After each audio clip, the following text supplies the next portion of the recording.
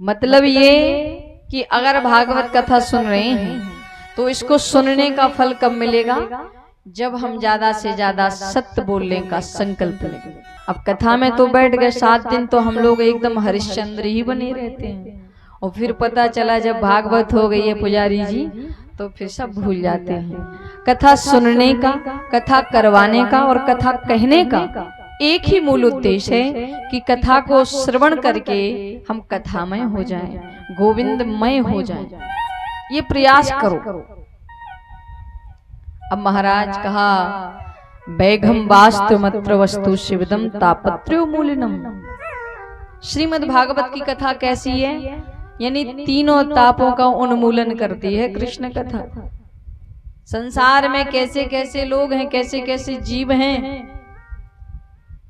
आप लोगों ने भी देखा होगा कि कोई कितना भी कमाए लेकिन वो कभी ये नहीं कहेगा हृदय से कि मैं सुखी हूं। कभी नहीं कहने वाला कि मेरे पास बहुत सब कुछ है। नहीं ना नहीं, यही कहेगा कि मेरे पास तो कुछ भी नहीं है, मेरे पास कोई धन की आय नहीं है, क्या करूं, कैसे धन आए। दुनिया में हो भी ऐसे ही रहा है। कोई तन दुखी, कोई मन दुखी, और कोई धन बिन रहते उदास। थोड़े थोड़े सब दुखी, सुखी राम के दास। सुखी राम के दास, राम के दास। महाराज श्रीमद् भागवत महापुराण की कथा को जो सुन ले उसके जीवन में कभी भी कोई संकट नहीं आता है। अब महाराज कहते हैं कृष्ण कथा और कैसी है? बोले शिवदम शिवम कल्याणम ददाति यति। शिवदम कल्याण करने वाली है कृष्ण कथा। और कैसी है? तापत्रो मूलनम, तीनों प्रकार के तापों का उन्मूलन करती है श्री कृष्ण कथा।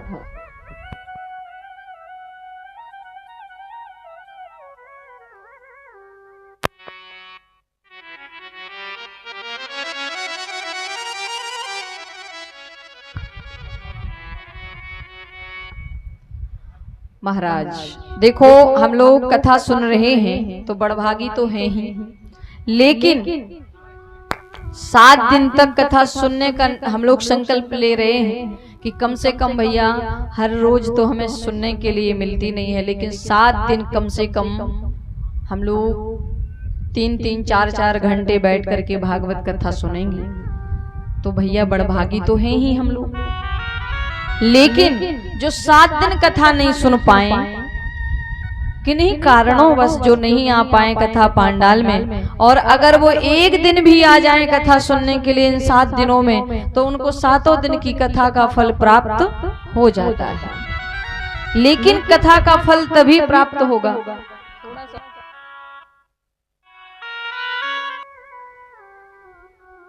कल्पतरो गलितम फलम सुखी मुखाद्यमृत दिव्य सयुतम पीवति भागवतम रसमाल्यम मयूरहो रसिका भुवि भावुका। निगम है वेद, और वेद का जो पका हुआ फल है वही श्रीमद् भागवत है। तो हमारे सुखदेव जी के मुख लगने से ये फल नीचे की ओर आया। अब कोई कोई कहता है कि फल में तो गुठली होती है, फल में तो छिलका होता है, तो कोई समझदार व्यक्ति गुठली छिलका खाएगा क्या? नहीं। तो यहाँ बताया नहीं, अमृत दिव्य सयुतम, इसमें एकदम अमृत रस भरा हुआ है, कहीं गुठली छिलका नहीं है। तो फिर ये कहा कि आपने श्रीमद् भागवत कथा को पीवत भागवतम रसमाल्यम क्यों कहा? अरे भाई, इसको आप सुनना भी कह सकते थे, सुनत भागवतम रसमाल्यम भी कह सकते थे।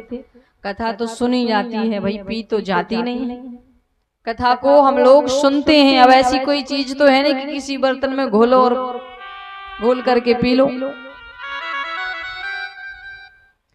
महाराज पीबत भागवत रसमाल्यम कहा, तो यहाँ सुनत भागवत रसमाल्यम भी कह सकते थे। देखो पीना उसे कहते हैं और सुनना किसे कहते हैं? सुनना उसे कहते हैं जो इधर से सुने और इधर से निकाल दे, तो वो तो हो गया सुनना। और पीना किसे कहते हैं? जो इधर से सुनकर के हृदय में उतार ले, उसे कहते हैं सुनना।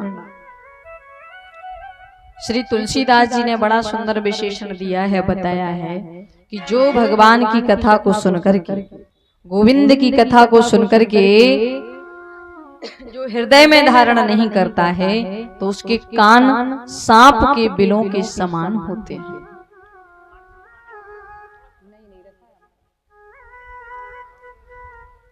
राम चरित्र जे, राम चरित्र जे, राम चरित्र जे, सुनते अगहि रसि विशेष जानाते नाहि। सिया राम जय जय सिया राम, जय सिया राम जय जय सिया राम।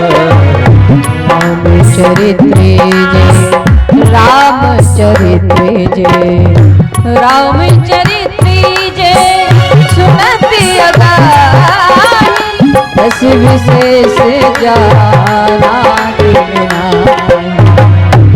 सिया राम जय हो, सभी तालियों की शोभा करो। जय सिया राम जय जय सिया राम। जिन्हें हरि कथा सुनई नहीं काना, जिन्हें हरि कथा सुन नहीं काना, जिन्हें हरि कथा सुनई नहीं काना, जिन्हें हरि कथा सुन नहीं काना। श्रवण रंध यही भवन शमाना, श्रवण रंध यही भवन शमाना। श्री राम जय